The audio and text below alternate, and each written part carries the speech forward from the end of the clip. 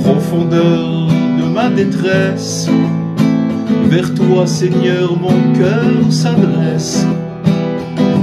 Entends ma voix, capte mon râle, ne ferme pas ton grand portail. Ô Israël, espère, espère en l'Éternel qui est ton Père, débordant de grâce et d'amour. Espère encore, espère toujours. Si tu retiens tous nos péchés, qui donc se tient, qui survivrait? Tu es pardon d'éternité, tel est ton nom, toute bonté. Ô Israël, espère, espère en l'Éternel qui est ton Père, débordant de grâce et d'amour. Espère encore, espère toujours. Je soupire et mon âme attend un mot de toi, un rire, un chant. Comme un gardien, l'esprit vigile guette un matin anxieux, fébrile. Ô Israël, espère, espère en l'Éternel qui est ton Père, débordant de grâce et d'amour. Espère encore, espère toujours. Comme un gardien guette l'aurore, ainsi mon âme t'attend, Seigneur. Prisonnière, elle espère encore, fluette flamme des profondeurs. Ô Israël, espère, espère en l'Éternel qui est ton Père, débordant de grâce et d'amour. Espère encore, espère toujours.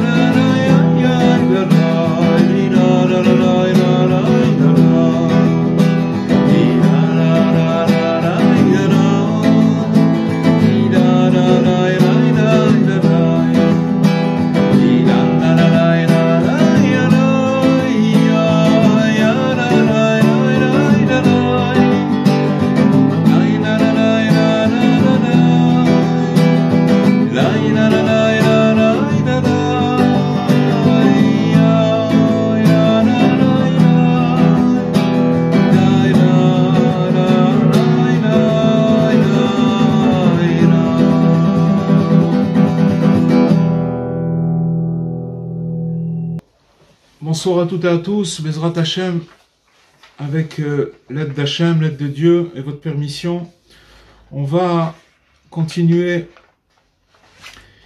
la suite c'est un autre texte de l'Ikuta Halachot de Rabbi Nathan qui parle sur, vous vous rappelez, la semaine dernière on a parlé de la grandeur, qu'est-ce qui se passe sur le tombeau des justes, des tzadikim. Donc on va continuer, on va aborder encore un aspect du fait d'aller sur qu'est-ce qui se passe pour nous quand on va sur la tombe des tzadikim. Il se passe des choses extraordinaires et Rabbi Nathan il va nous dévoiler tout ça. Alors, il nous dit que les justes, toute leur vie, ils s'efforcent de dévoiler la Emouna, la foi sainte dans le monde.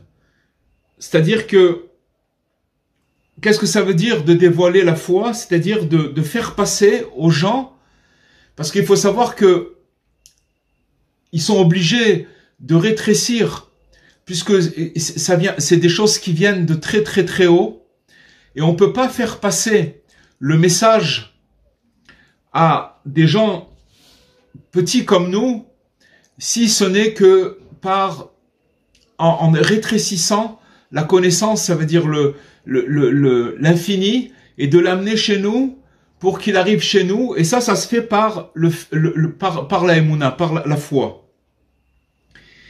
Et ça veut dire quoi? Ça veut dire qu'ils font sentir le travail des justes, c'est de faire sentir à chacun qu'est-ce qu'ils ont à perdre.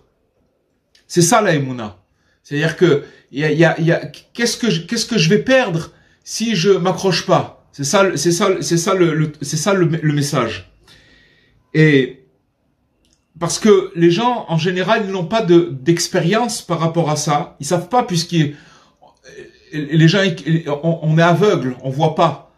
Mais que à travers les justes, les justes ils nous font passer ce message-là, c'est-à-dire qu'est-ce qu'on a à perdre. Et c'est ça le chemin de la foi. Et c'est-à-dire que ils nous apprennent que même les gens éloignés, qui sont très éloignés du bien, et c'est-à-dire que ils sont nés juifs, et donc il y a une âme en eux qui est bonne, mais seulement ils sont loin de leur âme, très très loin de leur âme, ils n'arrivent même pas à la ressentir. Mais ils arrivent, les tzadikim, même à ces gens qui sont très éloignés, de leur rappeler la grandeur de leur âme. La racine d'où leur âme elle vient. D'où leur âme elle vient. En fait, le tzadik, il est le juste, il dévoile la foi aux gens qui sont très très éloignés.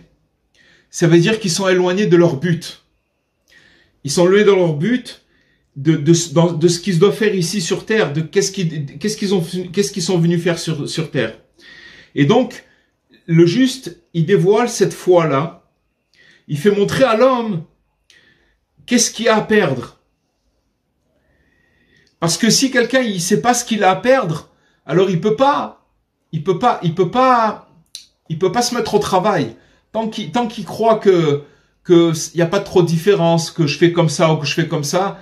Mais si on fait montrer à quelqu'un qu'est-ce que tu as à perdre, qu'est-ce qu'on a à perdre, alors automatiquement la personne, elle va vouloir envie de faire les choses. Pourquoi? Parce que si j'avais de la crainte, qui est en fait cette crainte-là, c'est une partie de cette conscience-là, parce que celui qui n'a pas de conscience, alors automatiquement il n'a pas de crainte. La crainte, ça veut dire que quand quelqu'un a une crainte, qu'il a de la crainte, alors automatiquement ça veut dire qu'il a de la conscience. En vérité, qu'est-ce que ça veut dire la crainte? La crainte, c'est d'être conscient du danger.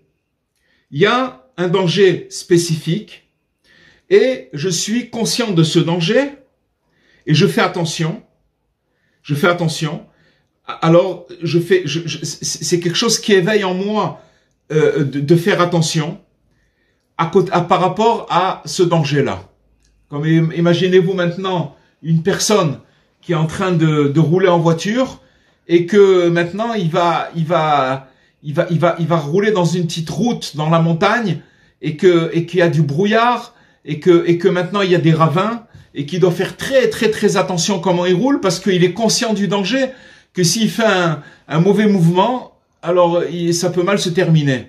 Donc il fait très attention, il roule vraiment à une vitesse très réduite et ça s'appelle quelqu'un qui a de la conscience du danger. D'accord? Mais il y a aussi un autre côté qu'il y a dans la conscience, c'est l'amour. L'amour, il y a une conscience. Qu'est-ce que ça veut dire l'amour? Ça veut dire que si on était conscient de la valeur qu'on a, chacun de nous, combien on a de la valeur, alors on commencerait à s'aimer soi-même. Tout le problème, pourquoi on trébuche, pourquoi on tombe dans la tristesse, pourquoi tous ces phénomènes, ça vient du fait qu'on n'a pas confiance en nous. On ne s'aime pas. On est toujours sans le dire, sans le dire, comment dirais-je, consciemment, mais inconsciemment, on s'estime pas. Et on n'arrive pas à capter la lumière qui est en nous. Et parce qu'on n'est pas conscient de cette lumière. Et cette lumière, elle se dévoile pas, et elle est complètement cachée. C'est la lumière de notre âme. Qu'est-ce que ça veut dire, elle est cachée? Qu'est-ce que ça veut dire que cette lumière, elle est cachée? Elle est cachée par rapport à notre comportement extérieur. C'est-à-dire qu'on se juge nous-mêmes par rapport à un comportement, bon, voilà, où je suis comme ça, je me comporte comme ça. Et ce jugement-là, on avait déjà parlé là-dessus une fois, ce jugement-là, c'est un jugement qui est complètement faux. Parce qu'en vérité, pourquoi on a un comportement qui est des fois pas correct? C'est parce que on n'est pas branché sur notre âme. En fait, l'homme, il va copier son entourage et il n'est pas lui-même. Il n'est pas lui-même. Il va copier ci, il va copier ça. Tout le monde copie tout le monde. La mode, les trucs, les machins. Pourquoi? Parce que on se connaît pas nous-mêmes. On sait pas qui on est. On est juste des robots. D'accord? La personne, elle est juste un robot. Elle est une personnalité très extérieure et qui lui cache le bien qui est caché en lui. Et il lui donne pas la possibilité de se dévoiler à ce bien-là. Et pourquoi il lui donne pas la possibilité de dévoiler ce bien-là? Parce que il a honte de ce qu'on va dire autour de lui. Il a honte qu'on pense de lui qu'il n'est pas normal. Normalement, une personne qui se connecte à son âme, elle peut des fois déborder, ça peut des fois déranger par rapport à des gens qui sont pas du tout connectés. Et donc, on est vu des fois comme des gens qui sont pas trop normaux. Et comme il a honte de ce qui est caché, du bien qui est en lui qui est caché, et donc ça s'appelle le point de la divinité qui est en lui. Et ce point de divinité, elle n'est pas trop commerciale, parce que les gens, en fait, ce qu'ils cherchent, ce qu'on appelle normal dans notre monde, c'est d'être, de pas trop dépasser, d'être dans un espèce de cadre qui va pas trop tirer l'attention. Ça s'appelle la normalité, d'accord? Mais cette normalité-là, c'est ce qui cache complètement le bien qu'il y a en nous. Chacun, il a une spécificité et que il doit trouver cette spécificité et de la dévoiler. Parce que d'abord, il en a besoin, lui, c'est la première personne qui en a besoin, c'est lui-même. Et après, dans son entourage. Et donc, le tzaddik, quand on va sur le tombeau du tzaddik, alors il fait exactement le travail inverse. Il éveille en nous cette conscience. Et c'est quoi cette conscience? C'est que il fait passer à la personne qu'il est extraordinaire. Il fait passer à la personne, tu es quelqu'un d'extraordinaire. T'es pas quelqu'un de commun, t'es quelqu'un d'extraordinaire. C'est pas du tout de la pommade, parce qu'en vérité, ce qui vise, c'est la profondeur de son âme, mais seulement comme elle est complètement cachée par rapport à son comportement extérieur, et la personne a la peur des fois elle peut avoir un élan, mais elle va se retenir parce qu'elle va avoir peur qu'on la prenne pour quelqu'un d'un peu de toqué, d'accord?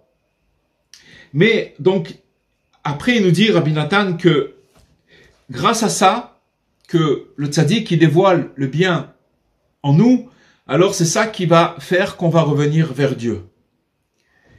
Parce que cette partie qu'on éveille, c'est la divinité. C'est la partie de Dieu qui est en nous. Et d'une manière naturelle, cette partie divine, elle cherche, elle aspire à se connecter à sa racine. Et c'est quoi sa racine? C'est de revenir vers Dieu. Qu'est-ce qu'il y a à faire d'autre? C'est de revenir vers Dieu. Et quand une personne, elle arrive pas à trouver à Dieu, alors il lui manque il est pas bien. parce qu'il est déconnecté. Donc en vérité, naturellement, cette partie, elle aspire à revenir vers Dieu. Et donc, revenir à sa racine.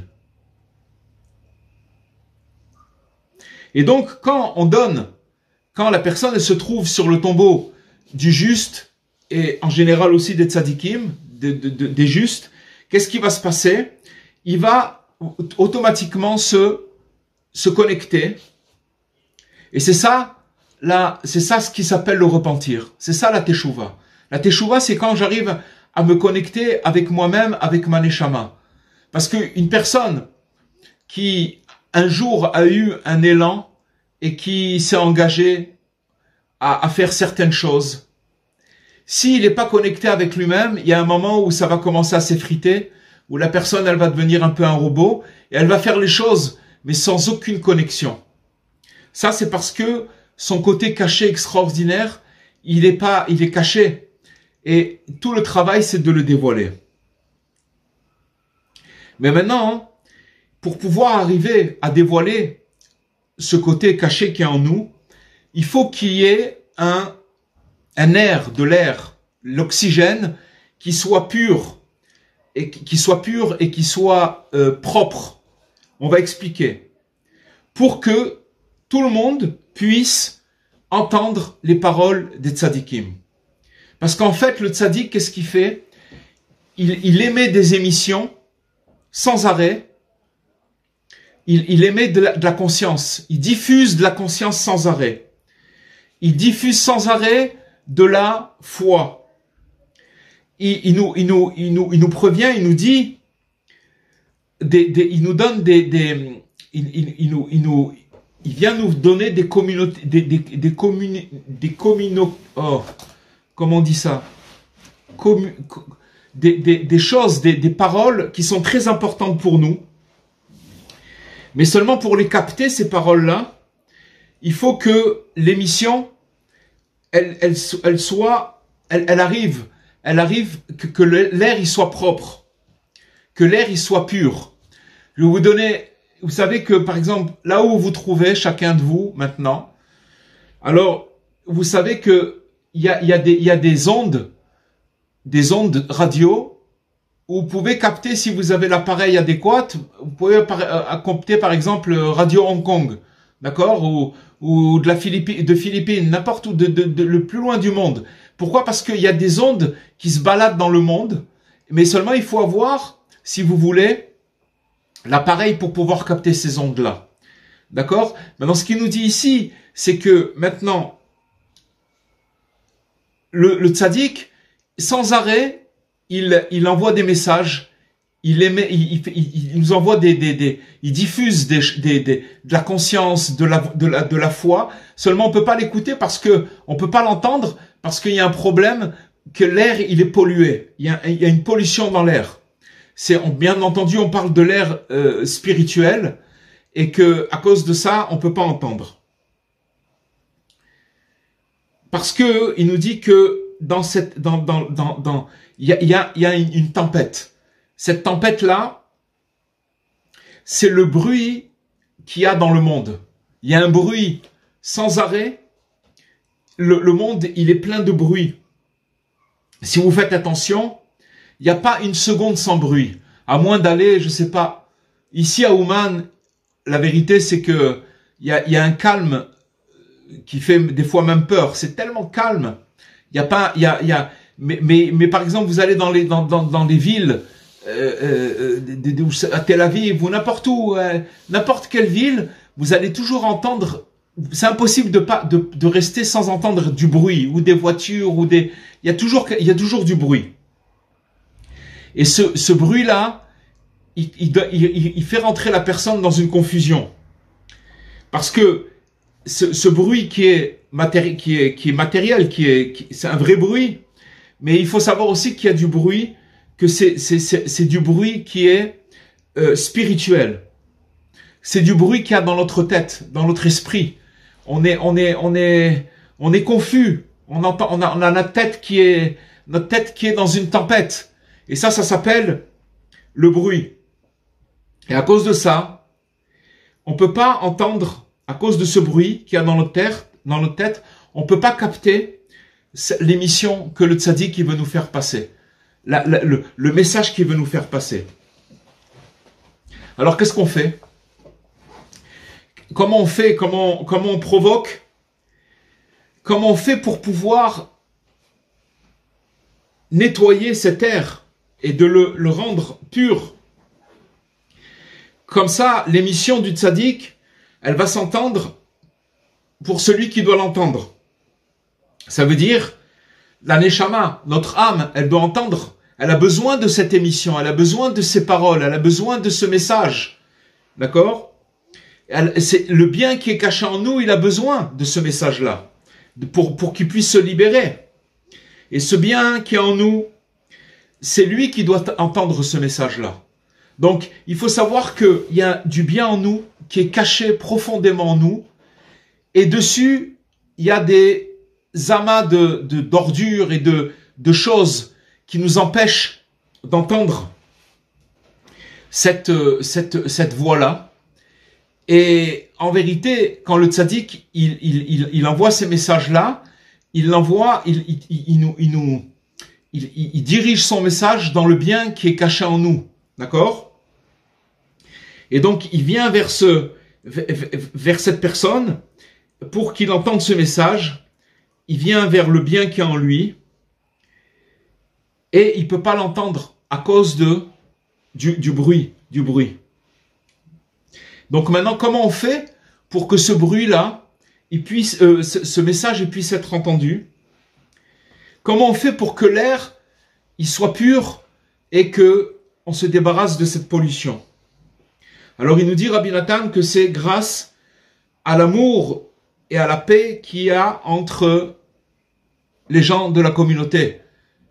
D'accord? Entre les gens, quand il y a une paix et un amour, quand il y a l'amour et la paix entre nous, alors l'air, il se purifie. Il n'y a pas de tempête. Et qu'est-ce que c'est cette tempête-là? C'est les disputes, il nous dit Rabbi Nathan. Et à cause de ces disputes-là, alors l'air, il devient pollué. Et c'est une pollution spirituelle. Mais quand il y a de la paix et de l'amour entre les gens, alors l'air, il se purifie. Dans ce cas-là, ça veut dire que maintenant, par exemple, je vous donne un exemple. Maintenant, ce qu'on est en train de faire, on n'est pas en train de se disputer, on est en train d'étudier de la Torah. D'accord? Donc, on ne se dispute pas. Et à cause de ça, grâce à ça, on peut écouter. Parce que imaginez-vous maintenant, si on était en train de parler ou de rentrer dans une discussion qui est un peu... qui est le contraire de la paix, de commencer à rentrer dans des choses qui... Alors, on pourrait rien entendre. On peut pas faire passer le message. Le message, il peut passer que quand il y a la paix et l'amour entre les gens. Et malheureusement, la dispute, elle enlève tout ça. Cette dispute-là, elle amène du bruit dans l'esprit de la personne. Et à cause de ce bruit-là, on peut pas écouter, on peut pas entendre les paroles des tzadikim. C'est pas possible. Bien sûr, n'oubliez pas qu'on parle de ce qui se passe quand on vient sur le tombeau des tzadikim. D'accord? Et particulièrement sur le tombeau de Rabbi Nachman. Mais s'il y a une union, s'il y a de l'amour entre les gens et de la paix, alors qu'est-ce qui se passe? Tout de suite, il va avoir l'air, il va se purifier, l'air il devient pur, il devient bon. Et donc, Rabbeinu, et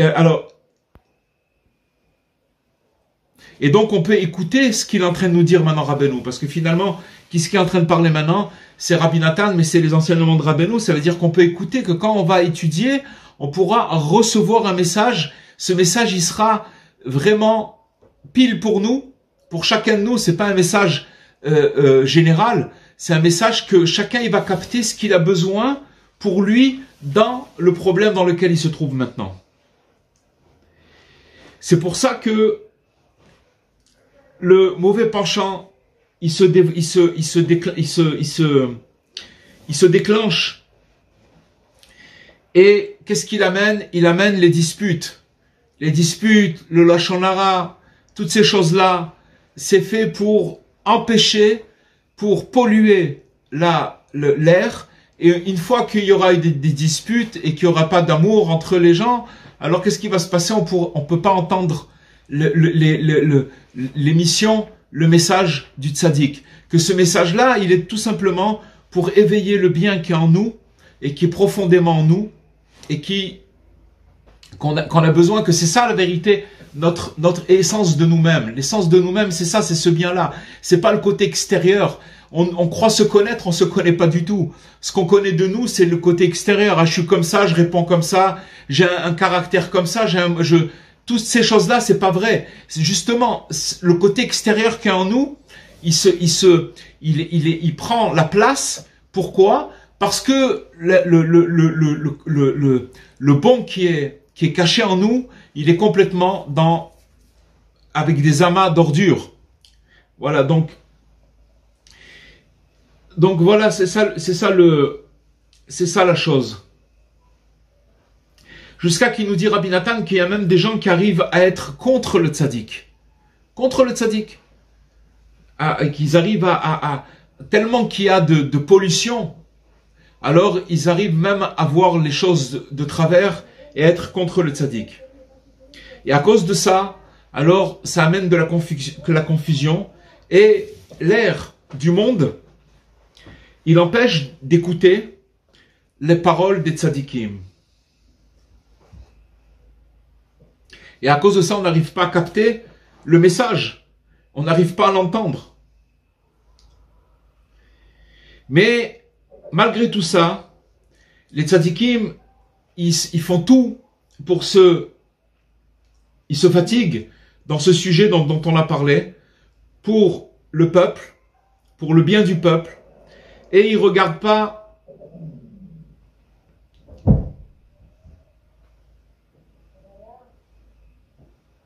et donc, qu'est-ce qui se passe au moment, vous vous rappelez qu'on a parlé la semaine dernière, au moment où ils quittent le monde, c'est-à-dire que leur âme, elle va sortir de ce monde, alors à ce moment-là, ils vont purifier l'air.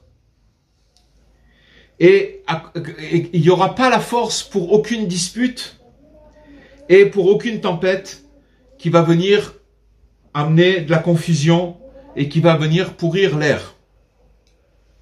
Parce que avant que comment ça s'appelle, le tzaddik, il quitte ce monde, le jour qu'il a quitté ce monde, alors il va purifier l'air avec une grande purification extraordinaire,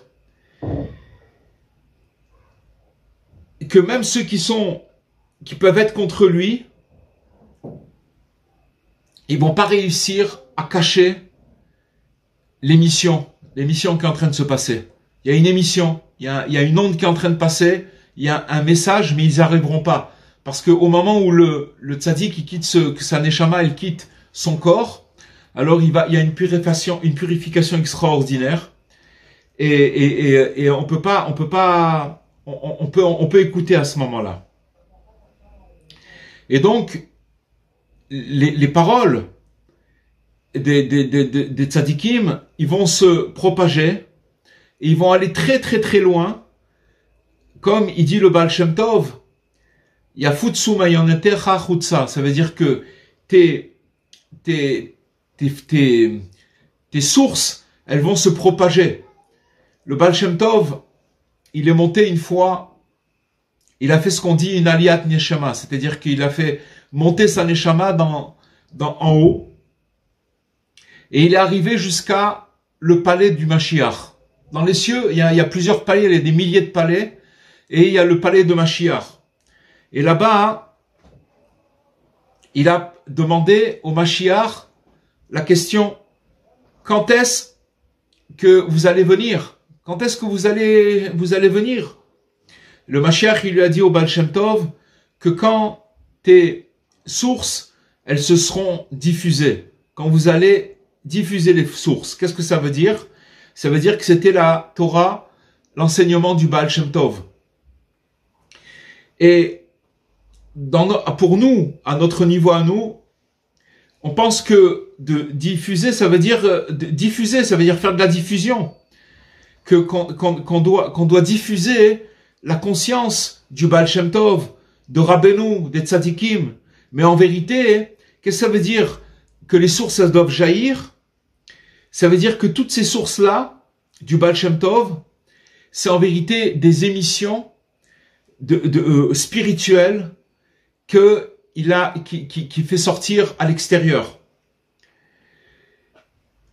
Et cette émission-là, de message, de la conscience du Baal Shem Tov, de Rabbeinu, des Tzadikim, elle peut s'entendre que si l'air, il est pur, si l'air, il est sain. Et que tout le monde, grâce à ça, ils reviendront vers Dieu. Parce que, à partir du moment où le Tzadik, il nous fait savoir combien on est extraordinaire, chacun de nous, chacun il est extraordinaire, combien on est extraordinaire, celui qui arrive à capter ce message, je suis extraordinaire, je suis formidable, je suis quelqu'un de formidable, alors automatiquement la personne, elle se rend responsable, elle est responsable, elle se responsabilise, elle se responsabilise, pourquoi? Parce que si t'es formidable, alors tu dois te mettre au travail. Parce que tant que tu penses que tu es quelqu'un de pas très bien, d'accord? Alors tu as une bonne excuse. Tu peux dormir toute la journée et toute la nuit d'ailleurs. Et à partir du moment où on te dit que tu es quelqu'un de bien, de formidable, vraiment, véritablement, c'est pas juste des histoires. Parce que sachez une chose, c'est que quand l'émission du tzaddik, elle arrive chez nous, et qu'on arrive à capter que le tzaddik, il nous dit t'es extraordinaire, t'es formidable, c'est ce qui se passe quand on vient ici à Ouman. Alors la personne, elle le croit. Elle le croit. Après, c'est vrai qu'il y a les choses qui reprennent le dessus quand on revient et qu'on ressent mais c'est parce que justement, on a touché un point tellement important qu'on est tous extraordinaires. Mais il faut l'entendre. Et on l'entend que quand l'air, il est pur, il est purifié. Et donc, une personne qui entend véritablement qu'il est formidable et que celui qui dit ça, qui s'appelle le tzaddik, c'est un professionnel et je crois en lui, alors, dans la même mesure, quand je reçois ce message-là, que je suis extraordinaire, alors je prends aussi je me responsabilise. Ensemble. Je me culpabilise pas, mais je me responsabilise. Ça veut dire que je me dis, waouh, comme on dit, noblesse oblige. Ouais, je suis noble, je suis quelqu'un de truc, alors il faut que je fasse attention. Mais, à la fin,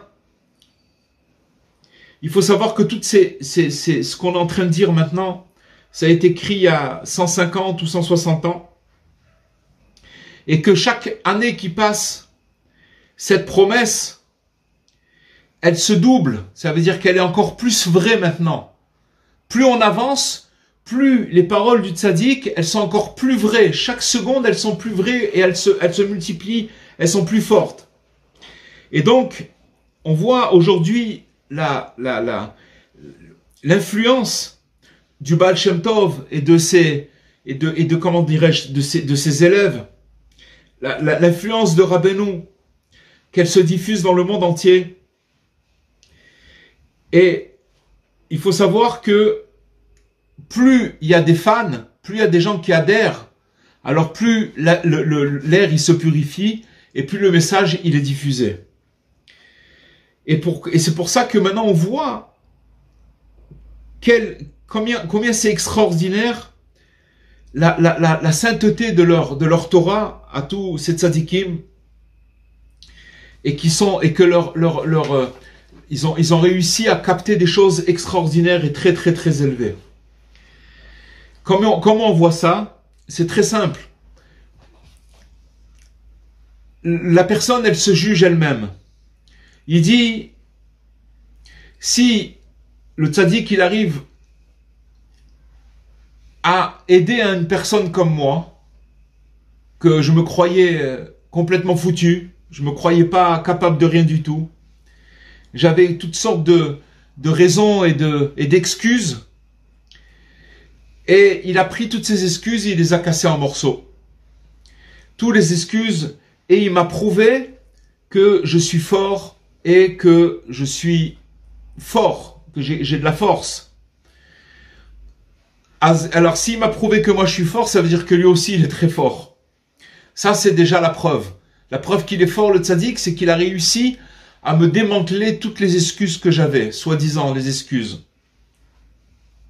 Parce qu'il faut savoir que la force, la grandeur des tzaddikim, des justes, elle est plus grande que quand ils étaient vivants. On apprend ça de Rabbi Yehuda Anassi, c'est celui qui a écrit la Mishnah. Alors, c'est marqué que quand dans la Gemara, c'est du Talmud, hein, c'est pas du tout de la mystique. Je veux dire, c'est pas des histoires un peu. C'est le Talmud qui amène cette histoire qu'une fois que Rabbi Yehuda Anassi il avait quitté cette terre, et donc au milieu de la semaine, il est arrivé Shabbat et il était très très riche. Il était très riche. Il avait une grande maison. Il avait des serviteurs. Il avait sa famille, ses enfants, ses petits enfants. C'était quelqu'un qui était riche. Et donc le vendredi soir, il est venu, alors qu'il était déjà décédé, il est venu faire le kidouche, il a rendu quitte toute l'assistance. Il doit avoir plusieurs centaines de personnes, il a rendu quitte tout le monde. Et donc le Talmud, il pose la question. On sait que quand quelqu'un il quitte cette terre, il n'est plus d'obligation de faire quoi que ce soit, il peut plus. Ça y est, c'est fini. Comme on dit, ça y est, c'est fini, il peut plus rien faire. Et comment ça se fait que s'il peut plus rien faire, alors il a le pouvoir de rendre quitte une assistante. Le Rabbi Yehuda Anassi, il a fait le kidouche, il a rendu quitte tout le monde. Alors de ça, la Gemara, elle répond, le Talmud y répond, c'est que tzadikim, gdolim tzadikim bemitatam yoter bechayem. Les tzadikim, ils sont plus grands après leur disparition que quand ils étaient vivants. Parce qu'ils continuent, ça veut dire que leur corps les empêchait de faire ce qu'ils pouvaient faire maintenant. Maintenant, ils peuvent faire encore beaucoup plus. Et il y a une chose, c'est que chaque année qui passe, ça veut dire que quand on arrive au jour de l'anniversaire de tel ou tel tzaddik, sa force, elle est encore plus grande. Parce qu'il a encore monté. C'est quoi une iloula? Quand on dit on fait la iloula d'un tzaddik, ça veut dire que le tzaddik, il monte, il se dévoile encore plus. Il était à tel endroit, en 2022, il était à tel niveau. En 2023, il est monté encore plus haut, et ainsi de suite. Donc voilà. Et donc, par le fait, justement, précisément, qu'il disparaît de la terre, ça veut dire qu'il quitte, que son âme, elle quitte, alors, et que son âme, elle revient à sa racine, et donc il va rester une empreinte dans ce monde. Et où elle se trouve cette empreinte? Sur son kever. Cette empreinte, elle se trouve sur le kever du tzaddik. Ça veut dire que quand maintenant on va sur le kever du tzaddik, on va se retrouver dans un endroit où l'air, il est purifié. Où il y a quelque chose, où si vous voulez, il va se passer un phénomène où on va pouvoir commencer à recevoir des messages, et qu'on va recevoir, c'est un message qu'on va recevoir qui est personnel dans la mesure où que ce message-là, il est pour nous donner confiance en nous, pour commencer à voir notre valeur, et c'est ça qui est extraordinaire. Et tout ça, c'est des choses qui sont relatées chez le Harizal, dans les Kitvei Harizal, il ramène toutes ces choses vers Harizal, et bien entendu le Baal Shem Tov et Rabbeinu, ils ont dévoilé ces choses-là dans notre langage à nous. Alors, et donc grâce à ça, l'air, il est très très sain. Parce qu'il reste une empreinte là-bas. Et pourquoi? Pour que tout le monde, ceux qui sont les plus éloignés, ils puissent entendre regardez ce qui se passe, un truc extraordinaire. On a passé plusieurs années de Corona, où on pouvait pas voyager, Baruch Hashem. Il y a eu quand même des voyages, les gens ils sont venus, mais c'était très très limité. Mais et maintenant avec la guerre, etc. Et c'est incroyable que l'engouement et la volonté de venir, elle est encore plus grande. Pourquoi? Parce que l'émission du tzaddik, elle se propage dans le monde. Et elle attire les gens. Elle attire les gens. On vient pas ici pour un festival. On vient pas ici pour ça. On vient pour recevoir, pour que le bien qui est en nous, il se dévoile. Et que quand ce bien-là, il va se dévoiler, on va commencer à se connaître véritablement. On va commencer à s'aimer à nous-mêmes. Et si on s'aime à nous-mêmes, alors on pourra aimer notre entourage, on pourra, quand on se dévoile, alors on pourra dévoiler aussi les autres. On pourra aider à dévoiler les autres, à ce que les autres ils se dévoilent. Et ça, c'est l'émission du tzaddik. C'est la parole qui se propage. Pourquoi? Parce que il devient de plus en plus fort à chaque fois. En fait, la vraie diffusion, c'est de diffuser cette air pur. Et donc, grâce à ça, on arrive à recevoir les paroles du tzaddik. C'est quoi les paroles du tzaddik? T'es quelqu'un d'extraordinaire, t'es quelqu'un de bien, t'es quelqu'un de formidable.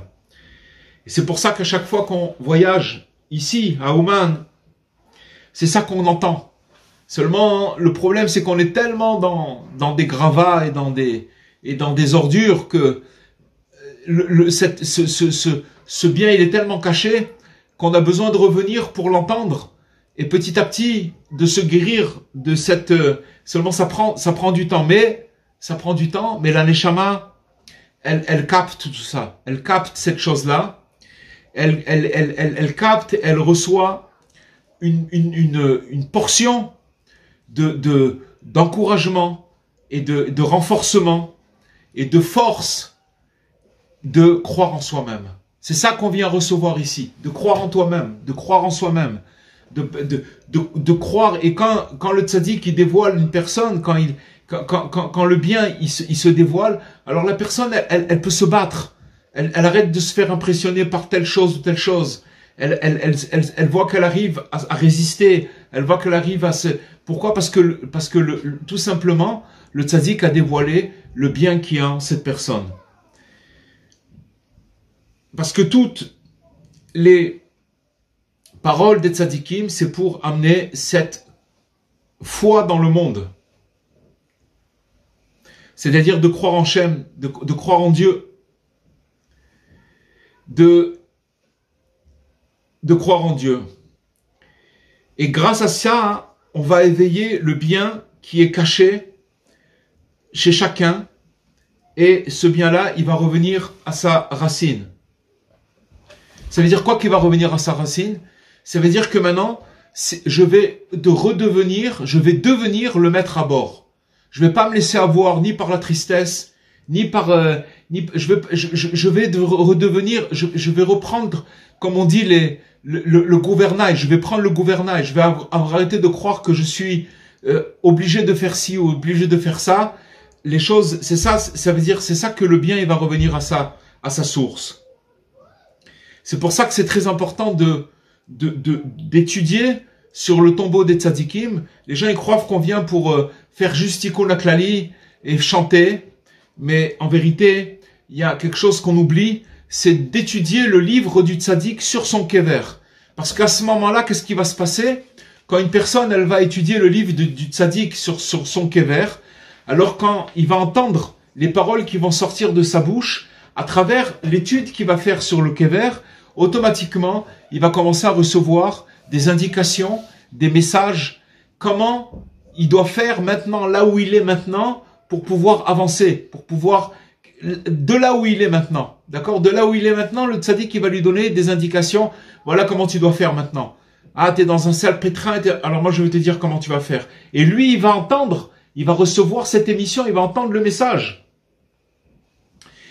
Et donc, c'est pour ça que chacun, il peut avoir le mérite d'écouter dans son cœur, parce que ça se passe dans le cœur, les paroles des tzadikim, des vrais tzadikim,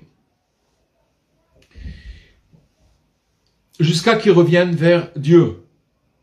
Ça veut dire, qu'est-ce que ça veut dire revenir vers Dieu?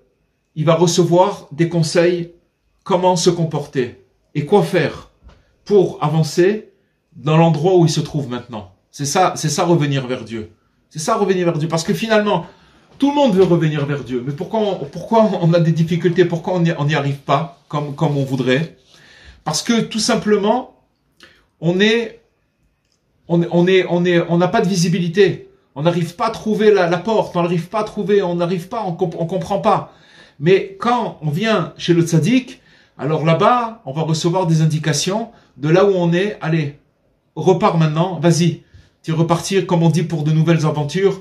Et de là-bas, ça y est, tu as de l'espoir, tu crois en toi, tu as reçu une dose extraordinaire. C'est ça le truc. Et c'est pour ça que sur le kever des tzadikim, on fait de la tzedaka. Parce que, grâce à la tzedaka qu'on fait là-bas sur place, alors ça comment ça s'appelle? Ça purifie l'air. Ça purifie l'air. Et donc, grâce à ça, on arrive à rentrer dans cette air-là, qui est pure, qui a sur les tombeaux des tzadikim. Je voudrais faire dire quelque chose qu'on a parlé Shabbat avec le Rav Besançon, que Dieu lui donne la santé. Il a parlé de, je crois que c'est le 9e conte du Rav qui avait un fils unique. Et il dit là-bas, dans ce conte-là, Rabbi Nachman, Rabbeinu, il dit qu'il y avait un Rav qui avait un fils que ce Rav-là, il l'avait fait grandir. Et il faisait très attention à lui. Et donc, à un moment, ce fils de ce Rav, il avait fait une mitzvah, que cette mitzvah-là, elle l'avait amené à être le petit luminaire. Petit luminaire, ça veut dire c'est déjà un degré très très haut. Et donc, s'il avait rencontré le tzaddik, qui était Rabbeinu, parce que c'est le seul, cette histoire-là, c'est une histoire qui s'est passée ici dans ce monde avec vraiment des personnages, etc. Et le tzaddik en question, c'était Rabbeinu. Et ce jeune garçon, il était arrivé grâce à une action à recevoir le petit luminaire, et le tzaddik c'est le grand luminaire, et ici ils s'étaient rencontrés tous les deux, alors le Mashiach y venait. Et donc on voit que le fils, il commençait à ressentir un manque dans son étude, dans sa prière, etc. Et il a rencontré des gens qui lui ont dit, va chez ce tzaddik, tu vas voir, il va te combler tous ces manques-là. Bon, il est retourné à son étude, il ressentait encore le manque, jusqu'à un moment où il a pris la décision d'aller chez ce tzaddik. Et donc il a demandé à son père, et son père il a dit, mais nous on vient de familles élogieuses, on a une ascendance, on est des gens très très grands, qu'est-ce que tu vas faire là-bas? Qu'est-ce que tu vas aller là-bas? À quoi ça sert et tout? Il a tellement insisté le fils, où le père il n'avait pas le choix, il a dit, ok, on va y aller, on va prendre une charrette, on va y aller, mais je te préviens d'une chose, que s'il y a quelque chose qui se passe, qui est pas normal, qu'on a des empêchements, alors ça voudra dire que il faut pas y aller. Ils ont pris la charrette et ils ont traversé un pont, et au moment de traverser le pont, l'axe des deux roues, il s'est cassé, ils ont failli se noyer, et le père il dit, tu vois, voilà, je t'avais prévenu, je t'avais dit que s'il y avait quelque chose qui allait pas, alors ça veut dire que c'est un signe qu'il faut rentrer, alors que c'est le contraire complètement. Plus il y a des empêchements, plus ça veut dire que la chose, il faut y aller, il faut courir. Mais bon, et donc il est revenu, et après il a voulu repartir encore une fois, et là à ce moment-là ils sont repartis encore une deuxième fois parce qu'il a voulu dire à son père, et dans cette deuxième fois ils sont arrivés dans une auberge où ils ont rencontré un marchand, et ce marchand-là il parlait comme ça, il parlait du tzaddik. Il parlait donc de Rabbeinu, il parlait du tzaddik, il dit ouais, moi je l'ai vu qu'en vérité c'est quelqu'un de très léger, je l'ai vu comment il se comportait, il a fait un péché, il n'est pas truc. Alors le père il a dit, t'as vu, regarde, on lui a rien demandé, et regarde ce qu'on a entendu maintenant. On a entendu que le truc, on n'a rien à faire là-bas, on est revenu. Quand il est revenu, le fils, il est décédé. Ce fils, il est décédé. Après, le père, il a fait un rêve où son fils, il lui disait à cause de toi, regarde, qu'est-ce qui s'est passé? Et donc le père, il est parti chez le tzaddik. Et quand il est reparti dans l'auberge, il a rencontré le commerçant. Il dit, tu te rappelles de moi? Le commerçant, il a dit au Rav, tu te rappelles de moi? Il dit, oui, bien sûr, je me rappelle. Il dit, maintenant, si j'ouvre la bouche, je peux t'avaler. En vérité, ce commerçant-là, qui c'était? C'était le Yetzarara, c'était le Satan en personne, qui a tout fait pour pas que la personne, elle aille, que le Rav, il amène le fils chez le tzaddik. Mais maintenant, qu'est-ce qu'il a fait, ce marchand-là, qui s'est déguisé? En vérité, l'incarnation du mal, elle s'est déguisée dans un marchand. Il a fait de la médisance. Il a commencé à parler sur un tzaddik. C'est plus que la médisance, c'est de sortir, c'est Motzi Shemra, il a sorti un mauvais nom sur le tzaddik. Et on voit que ça fait combien de temps? 200 ans, 230 ans que cette histoire, elle a été racontée, et que il y a des prières dans le monde entier. Il y a des gens qui étudient la Torah, et le Mashiach, il n'est pas encore là. Il n'est pas là, le Mashiach. Qu'est-ce qui se passe? Qu'est-ce qui se passe? Pourquoi le temps il dure? Pourquoi ça dure aussi longtemps? Alors, hier, c'était la Iloula du Chafetz Chaim. Le Chafetz Chaim, c'est Rabbi Meir HaKohen. Bon, Hachem, j'ai eu le mérite de connaître son élève, le Rav Freikin, où j'ai été élève dans sa yeshiva pendant plusieurs années. Et le Chafetz Chaim, c'est lui qui a écrit le Mishnah Brura et qui a écrit aussi la halachot de la Lashon Hara. Et il a dit, le Chafetz Chaim, que quand maintenant il y a un tremblement de terre dans le monde, les gens ils croient que il y a eu un tremblement de terre là-bas, ok, ces trucs. En vérité, c'est un message d'Hachem pour le peuple qui a cette conscience. Celui qui prend conscience que s'il y a eu un tremblement de terre, ça veut dire que ça doit nous éveiller à nous, le peuple de conscience. Qu'est-ce qui se passe? Qu'est-ce qu'il y a? C'est pas fortuit qu'on nous envoie ce message, et ça a rapport avec le Lashon Hara. Ça détruit le monde. Ça détruit le monde, et à cause de ça, Mashiach, il peut pas venir. Pourquoi? Parce que comme on a vu au début, c'est que quand il y a du Lashon Hara, des disputes, de la médisance, toutes ces choses-là, ça pollue l'air. Et à cause de cette pollution-là, on peut pas recevoir les paroles des tzadikim. C'est impossible. Ils peuvent pas arriver chez nous. Donc à nous de faire attention, et de faire attention de ne pas parler sur personne. Ça sert à rien du tout. Ça sert absolument à rien. À rien de parler. C'est un Yetzerara, c'est un mauvais trait, un penchant, un mauvais penchant on a l'impression que c'est quelque chose qu'on va gagner. Il y a rien à gagner. Il y a tout à perdre.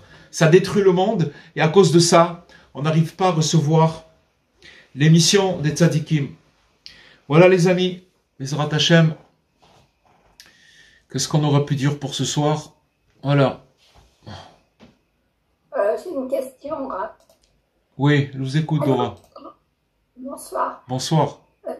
Il y a une question que je voulais me poser depuis pas mal de temps déjà. Moi, j'ai ma maman qui est enterrée à Ashkelon, et on m'a dit que c'était bien d'y aller que veille de Rosh Chodesh.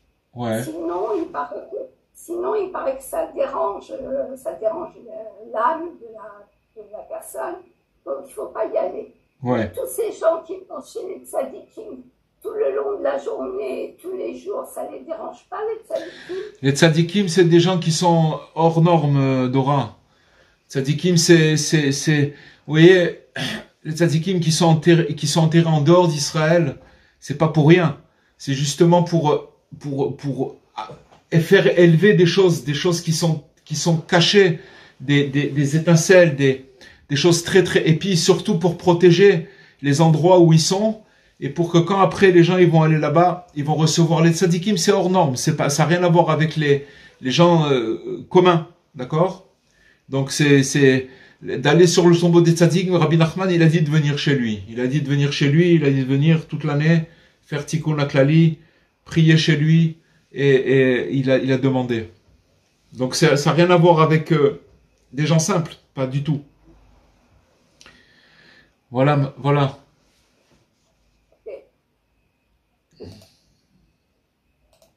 Voilà les amis, Bezrat Hashem, qu'on puisse avoir le mérite, c'était Bezrat Hashem, qu'on prenne sur nous, Bezrat Hashem, de faire attention. Voilà, pour cette nouvelle année, c'est le dernier cours de cette année, Bezrat Hashem. Le prochain cours, ça sera l'année prochaine, dans quelques jours, mais c'est l'année prochaine.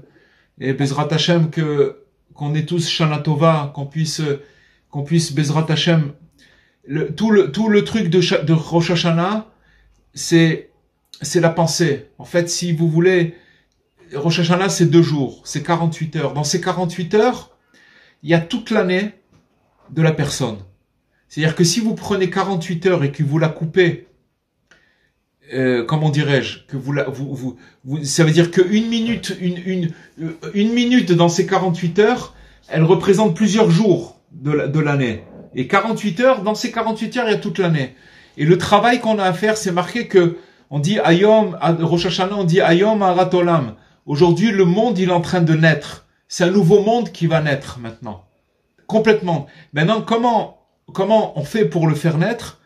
Alors, tout simplement, en ne plus pensant de qui on est, qu'est-ce qu'on a fait, comment c'est, pourquoi c'est comme ci, pourquoi c'est comme ça, d'être dans le néant, d'enlever complètement de la pensée. Il faut s'éduquer à ça. Et à ce moment-là, quand le monde il va naître, alors on va naître avec. Et ça sera tout neuf, on sera tout neuf. On sera tout neuf, Bezrat Hashem, que cette nouvelle année, elle amène que des brachot à tout le monde, de Bezrat Hashem, qu'on puisse chacun sortir de là où on doit sortir, et que par le sroud des tzadikim, qu'on puisse purifier l'air, et pour qu'on puisse entendre l'émission et le message qu'ils ont à nous dire. C'est-à-dire qu'on est des gens extraordinaires, on est des gens formidables. Voilà les amis, Bezrat Hashem. Alors je vous souhaite à très bientôt. Bracha ve'atzlacha et tout le bien chez tout le monde, Bezrat Hashem. Et Shana Tova surtout, Shana Tova. Au revoir. Au revoir. Toda rabba, toda rabba.